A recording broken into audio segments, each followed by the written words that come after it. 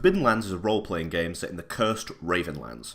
Players don't take on the role of traditional heroes, but instead play the rogues and raiders, making the world their own. Whenever a character in the Forbidden Lands does anything that they might fail at, they are required to make a skill test. First, the GM and player decide on the appropriate skill. For this example, the player character Rickon is attempting to pick the lock on a door before guards can catch him. For lockpicking, the skill Sleight of Hand is used.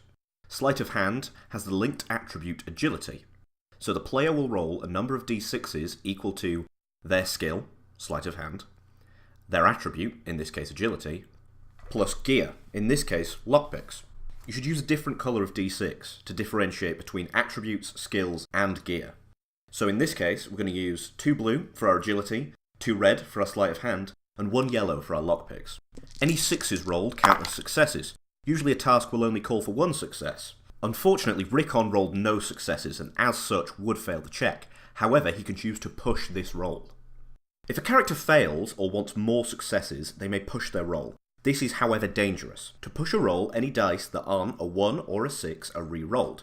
6s count as successes as normal. However, any 1s on attributes or gear count as banes. Banes do damage to this linked attribute or piece of gear and as such are very dangerous. If players are still unsuccessful even after pushing their roll, they can choose to use their pride. If all else fails, a character can choose to use their pride. However, you can only use your pride once per game session, and it must be relevant to the task at hand. Rickon's pride as a rogue is "No one can catch me." As such, it is relevant to escaping through this locked door, and can be used. When using pride, a player rolls a d12 and adds the successes to his previously rolled successes. Now, rolls higher than a 6 count as more successes. You can see the chart on the screen. If despite this you still fail, you lose your pride, and as such have to go 1 game session without it, and have to choose a new pride. Thankfully, Rickon finally rolls above a 6. As such, he gets his 1 success, goes through the door, and escapes the guard.